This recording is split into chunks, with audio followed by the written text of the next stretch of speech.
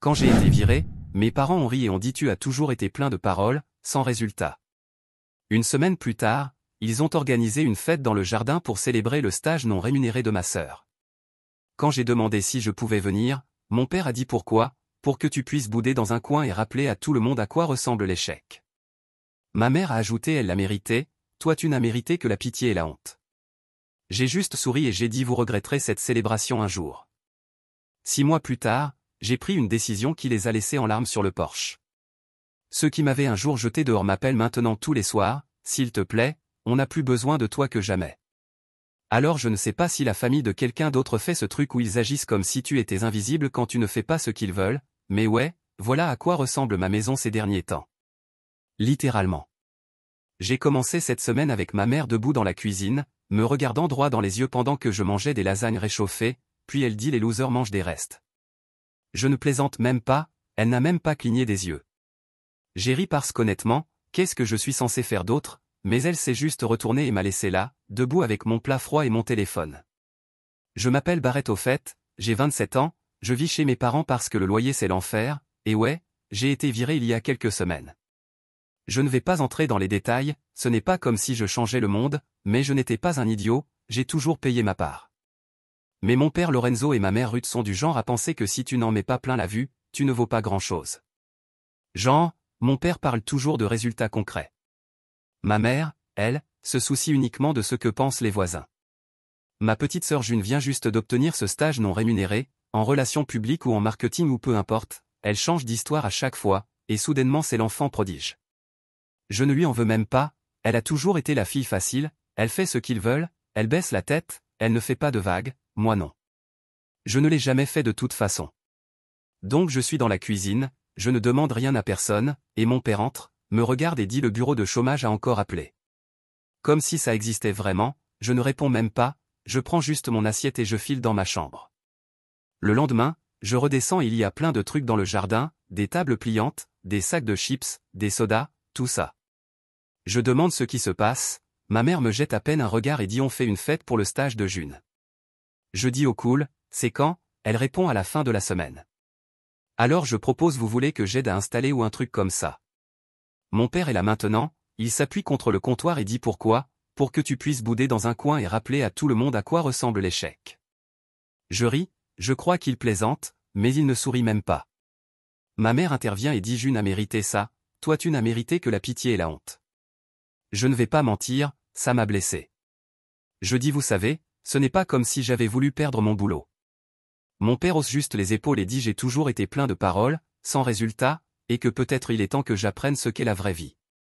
Ce n'est pas nouveau venant de lui, pour être honnête, il m'a toujours mis la pression pour que je fasse quelque chose de concret, que je me construise. J'ai toujours eu ce sentiment qu'il ne pense pas que je sois bien câblé ou un truc du genre, comme si je n'étais pas suffisant. Ma mère en remet une couche, dit que si seulement j'avais écouté leurs conseils au lieu de perdre mon temps en ligne, moi aussi je serais en train de célébrer.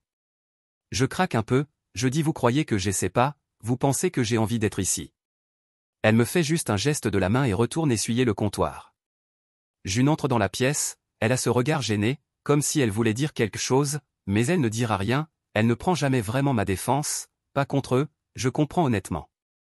Donc je remonte dans ma chambre encore une fois, je fais défiler TikTok, j'essaie juste de ne pas y penser. C'est faux en vrai, je sais que je ne suis pas parfait, mais ils agissent comme si j'avais tué quelqu'un. Je les entends en bas parler de la liste des plats, de qui vient et tout ça. Ce sont juste les membres de la famille en gros. Je texte ma cousine Rachel pour lui demander si elle y va, elle dit oui, et demande si j'y serai aussi. Je lui dis je ne sais pas, honnêtement. Le vendredi arrive, je me réveille avec ma mère qui frappe à ma porte, elle dit que si je ne vais pas aider, je devrais au moins rester à l'écart. J'essaie de descendre prendre un café, elle est littéralement plantée devant la machine à café, m'empêchant d'y accéder, en train de téléphoner pour dire à quel point elle est fière de June. Je vais pour prendre des chips sur le comptoir, mon père me tape la main, pas fort, mais assez pour m'énerver, il dit celles-là sont pour la fête, pas pour moi. Je le regarde juste, il dit si je veux manger, je n'ai qu'à m'acheter mes propres trucs. Je dis très bien, je vais aller chercher un burrito ou n'importe quoi. Il sourit en coin et dit si j'ai de l'argent pour ça, peut-être que je devrais commencer à payer un loyer. Je lui réponds que je n'ai même pas de travail. Il me dit peut-être que je devrais en trouver un. Alors je prends ma veste et je pars. Je traîne un peu, je m'assois au parc, je fais défiler les offres d'emploi. Rien de nouveau. Honnêtement, je suis un peu anesthésié à ce stade. Qu'est-ce qu'ils veulent de moi?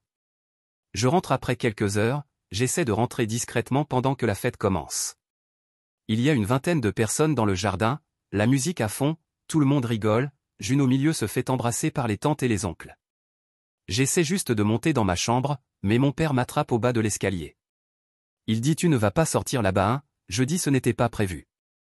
Il dit bien, ne gâche pas tout pour tout le monde. Je hoche juste la tête, peu importe. Plus tard, je les entends tous faire du karaoké, chanter joyeux anniversaire alors que ce n'est même pas son anniversaire. Peu importe. Ma mère filme tout avec son téléphone, sans s'arrêter. J'entends les amis de June dire à quel point sa famille est formidable, à quel point ils sont soutenants. Moi je suis là, à regarder YouTube, essayant de ne pas écouter. À un moment, quelqu'un frappe à ma porte, je crois que c'est June, mais quand j'ouvre, c'est mon père. Il a un verre à la main et dit tu aurais pu être là-bas, tu sais, si seulement tu t'étais repris en main. Je ris et dis tu crois vraiment que j'ai envie de célébrer un stage non rémunéré? Il se fâche, s'approche et dit que je dois reprendre ma vie en main ou partir. Je lui réponds vous regretterez cette célébration un jour. Il rit et dit bien sûr que je le regretterai, puis il s'en va et claque ma porte. Je reste là à écouter les acclamations dehors, et je pense juste d'accord, très bien, si c'est comme ça que ça doit se passer. Je commence à faire un plan. Ce n'est même pas une question de vengeance au départ, c'est juste que je ne vais pas les laisser me faire ça et s'en sortir avec le sourire. Honnêtement, je ne sais même pas encore à quoi ressemble une victoire, mais je ne vais pas juste encaisser, plus maintenant. Ils voulaient du spectacle, je vais leur en donner. C'est là que tout a commencé. Prochaine mise à jour bientôt, je ne sais pas si quelqu'un s'en soucie, mais ça devient bien plus moche. Mise à jour 1.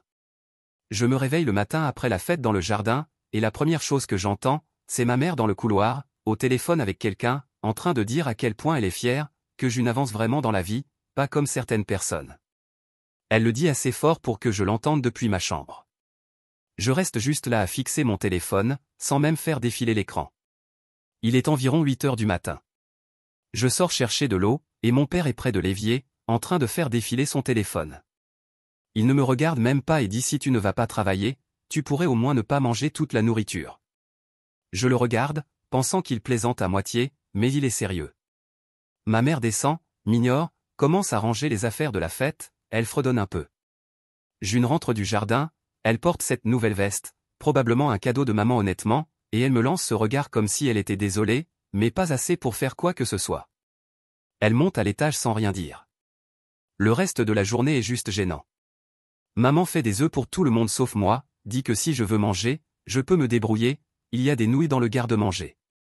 Je fais bouillir des ramen, peu importe, je m'assieds au bout de la table à faire défiler Reddit, et il parle de l'avenir brillant de June en m'ignorant totalement. J'essaie d'intervenir, je dis que j'ai un entretien la semaine prochaine, papa secoue juste la tête et dit on verra bien, je ne me fais pas d'illusions.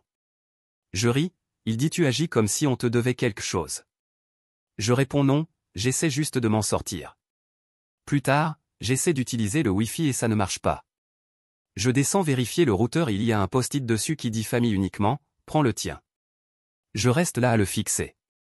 Je demande à maman si le Wi-Fi est en panne, elle dit non, on a juste changé le mot de passe. Je demande pourquoi, elle dit tu veux vivre comme un adulte, tu peux payer tes propres trucs. Elle ne crie pas, elle est juste froide. Je remonte, je partage la connexion avec mon téléphone, peu importe. C'est mesquin, mais ça fait mal. Je suis désordonné, mon ami Sawyer me dit que mes parents deviennent fous. Il dit mec, tu n'as qu'à déménager. Facile à dire pour lui, il a tout un sous-sol pour lui tout seul. Je commence à chercher des chambres à louer, mais tout est horriblement cher. Je vérifie mon compte bancaire, je n'ai pas assez pour tenir plus de quelques mois si je pars. Je me dis que je vais m'en sortir, j'ai juste besoin de temps. Cette semaine-là, il commence à enfermer les provisions dans un bac verrouillé dans le garage. On croirait que je vole. Je surprends maman avec un cadenas, et elle dit juste c'est pratique, la nourriture n'est pas gratuite. Je dis je ne suis pas un voleur, elle hausse les épaules et dit tu veux manger, achète ta propre nourriture. Je m'énerve et dis tu agis comme une folle, elle répond on ne tient pas un refuge ici, Barrett. Je claque la porte du frigo, elle continue à faire la vaisselle. Papa rentre ce soir-là, je les entends parler fort dans la cuisine, pas en criant, mais c'est tendu. Il monte, frappe à ma porte et dit on doit parler. J'ouvre la porte, il entre, la referme derrière lui, s'assied sur mon lit. Il dit je sais que tu traverses une période difficile, mais tu dois commencer à contribuer. Je dis j'essaie, j'ai un entretien. Il dit on ne peut pas continuer à te porter, tu n'es plus un enfant. Je dis je ne demande pas la charité, j'ai juste besoin d'un peu d'espace pour me relever. Il dit tu dis ça depuis des années. Je dis ça ne fait que quelques semaines, pas des années. Il secoue juste la tête, se lève et dit je ne veux pas être le méchant, mais tu ne peux pas juste te laisser porter. Je dis peut-être que si tu arrêtais de me traiter comme une mère d'une minute, tu verrais que j'essaie. Il se met en colère, dit fais attention à ton langage. Je réponds ou quoi, il me pousse, pas fort, mais assez pour faire passer le message. Je le repousse, il dit très mature, je dis ne me touche pas. Il part, claque la porte. Je reste assis sur mon lit, à fixer le mur. Le lendemain, maman m'envoie une demande Venmo pour le loyer, même pas un message gentil, juste loyer. Je lui envoie un message et je demande c'est quoi ça. Elle dit si tu veux vivre ici, tu paies. Je dis d'où ça sort tout ça. Elle dit on n'est pas ton plan de secours. Je ris et je dis vous avez bien fait comprendre que je ne fais pas partie du plan du tout. Elle me laisse en vue pendant un moment. Je reste juste dans ma chambre, je ne sors que quand personne n'est là. June essaie de me parler une fois, dit qu'ils sont juste stressés, que ce n'est pas à cause de moi. Je dis tu n'as rien dit quand ils m'ont démoli devant tout le monde. Elle dit je ne voulais pas que ça empire. Je dis ça doit être bien d'avoir du soutien. Elle pousse juste un soupir. Je commence à faire de petits boulots en ligne, rien de gros, juste assez pour garder mon téléphone actif et acheter un peu de nourriture. Maman me voit rentrer avec à manger un soir, dit tu as de l'argent pour des plats à emporter mais pas pour le loyer. Je dis je travaille, juste pas comme vous le voulez. Elle dit ça ne compte pas si tu fais que jouer sur ton téléphone. Je dis ça ne te regarde pas. Elle dit tu vis dans ma maison, donc si, ça me regarde. Je dis très bien, peut-être que je ne vivrai plus ici très longtemps. Elle répond c'est à toi de voir. Je prends ma nourriture, je monte dans ma chambre, je verrouille la porte. Papa passe un appel avec mon oncle, haut-parleur activé, il s'en fiche que je puisse entendre. Il lui dit Barrett ne comprend rien, il croit que la vie va juste lui tomber dessus. L'oncle dit qu'il a peut-être besoin d'un électrochoc. Papa dit peut-être que le foutre dehors lui ferait du bien. Je suis juste là, j'enfile mes chaussures et je pars marcher, personne ne remarque rien. Pendant un moment, c'est juste le silence radio. Maman ne me parle que si elle y est obligée. Papa me lance des regards noirs. June est à peine à la maison, et quand elle l'est, elle se cache dans sa chambre. Ça me manque quand on était proches, mais c'est évident qu'elle préfère ne pas être mêlée à tout ça. Je comprends, mais ça fait mal. Je postule à une centaine de boulots, rien ne prend. Je commence à vendre de vieilles affaires en ligne, des baskets, de vieux écouteurs, n'importe quoi. Mon père me voit emballer quelque chose dans le garage et dit tu te débarrasses enfin de tes vieilleries. Je dis ouais, je fais de la place. Il dit peut-être que tu devrais vraiment dégager. Je réponds peut-être que je le ferai. Il rit comme s'il ne me croyait pas.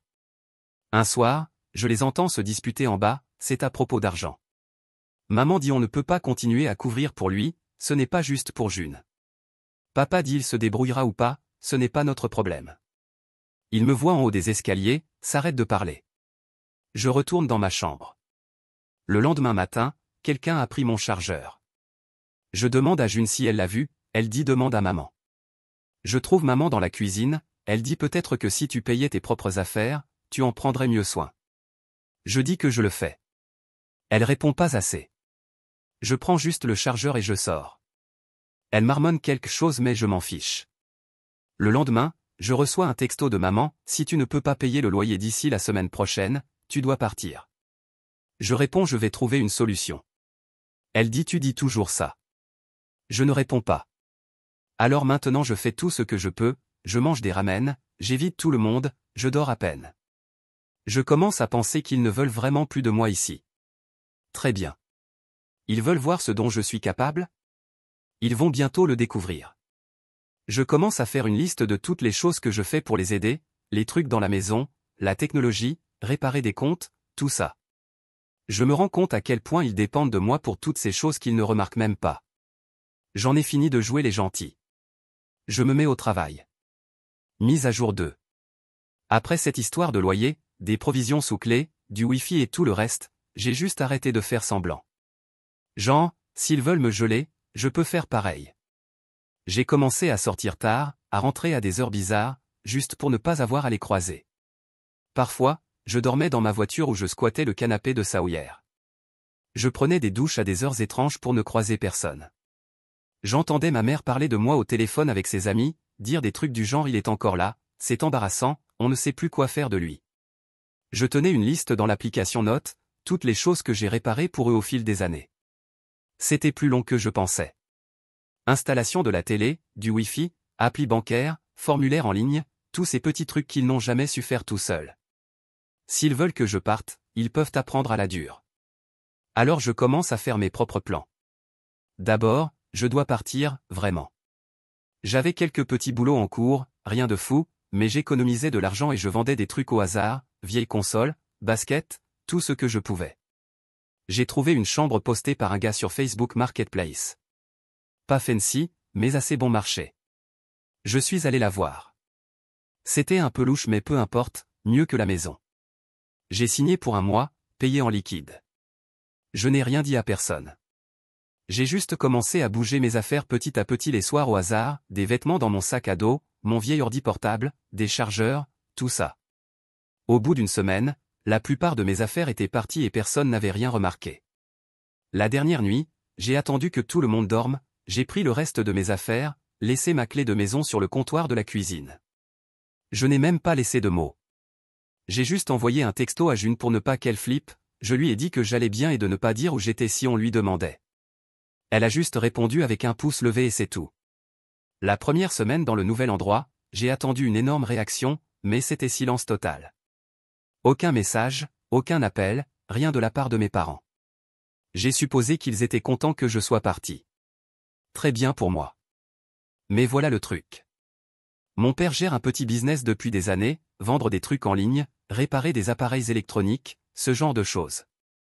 Mais il n'a jamais vraiment appris à gérer l'arrière-plan technique. C'était toujours moi qui l'aidais pour les annonces, l'automatisation de l'inventaire, le nettoyage numérique, tout ça. Il se vantait toujours de la fluidité de son système, mais en vérité, c'était moi qui faisais tout et lui qui prenait le crédit. Maintenant que je suis parti, j'ai juste arrêté de tout faire. Environ un mois plus tard, je reçois un message vocal bizarre de lui. « Salut, tu peux m'appeler ? J'ai juste une petite question sur mon ordinateur portable, je n'arrive plus à accéder à un de mes comptes. » Je l'ignore. La semaine suivante, un autre appel. « Salut, j'ai des soucis avec l'imprimante, faut que je sorte ces étiquettes d'expédition, tu peux m'aider ? » Je ne réponds pas. Puis un texto, même pas poli, juste j'ai besoin que tu répares ça, c'est urgent, lol. Et là je commence à voir des trucs postés dans ces groupes de discussion, des gens qui se plaignent de livraison lente, d'articles mal listés, qui demandent s'il arrête son activité. Je sais exactement pourquoi. Il n'a jamais pris de notes, jamais noté les mots de passe, il m'appelait toujours. Maintenant il est coincé.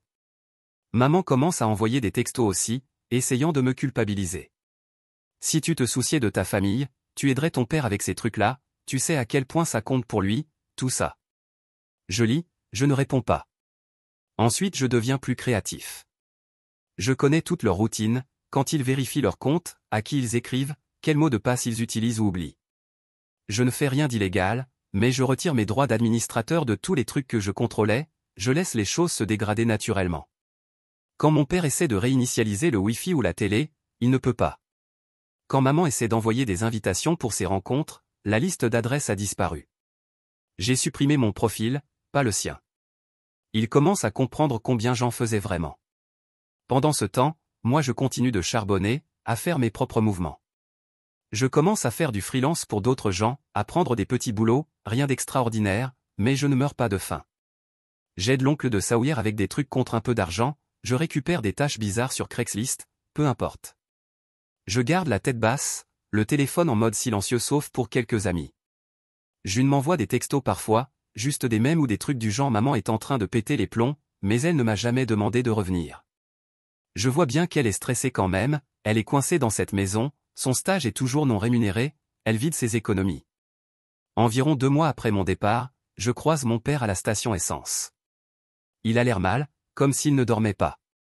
Il s'approche et dit tu vas vraiment ignorer ta famille après tout ce qu'on a fait pour toi.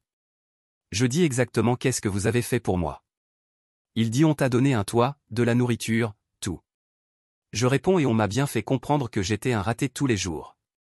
Il dit ce n'est pas juste, on voulait juste mieux pour toi. Je dis vous vouliez juste quelqu'un à blâmer quand tout allait mal. Il essaie de s'approcher de moi, mais je reste calme. Il me pousse le bras, je le repousse, il marmonne quelque chose sur les enfants ingrats et s'en va. Je le regarde partir, même pas en colère, juste vidé. Après ça, les messages deviennent désespérés. Maman dit qu'ils sont en retard de facture, que le business de papa s'effondre, qu'elle a honte de demander mais qu'elle a besoin de mon aide. Je ne réponds pas. Je la vois appeler la famille pour demander des conseils, mais personne ne veut se mêler. Mon oncle m'envoie un message, dit peut-être que tu pourrais aider ton père juste un peu. Je dis il a fait son choix. Il dit la famille c'est la famille. Je dis pas quand elle te traite comme de la merde. Je commence à recevoir des messages de connaissances de la famille, des tantes au hasard, des voisins qui m'écrivent sur Facebook en disant tes parents sont en galère, tu pourrais au moins leur parler. Je dis ils savent comment me joindre, ils veulent juste pas dire pardon. Ils disent tu ne devrais pas leur en vouloir. Je dis ce n'est pas une rancune, c'est une limite. Et puis June m'appelle, la première fois depuis des mois. Elle a l'air épuisée, dit que le business de papa est mort, que maman ne dort plus, qu'elle ne sait plus quoi faire. Je dis peut-être qu'ils auraient dû y réfléchir avant. Elle dit t'as pas tort, mais c'est dur d'être là. Je lui dis tu peux venir chez moi quand tu veux. Elle dit peut-être, mais elle ne vient pas. Le lendemain, elle envoie un texto, désolé. Je la laisse en vue, pas prêt pour ça encore. Maintenant je bosse, j'accumule de l'argent, je garde les reçus. J'ai un plan, mais je me précipite pas.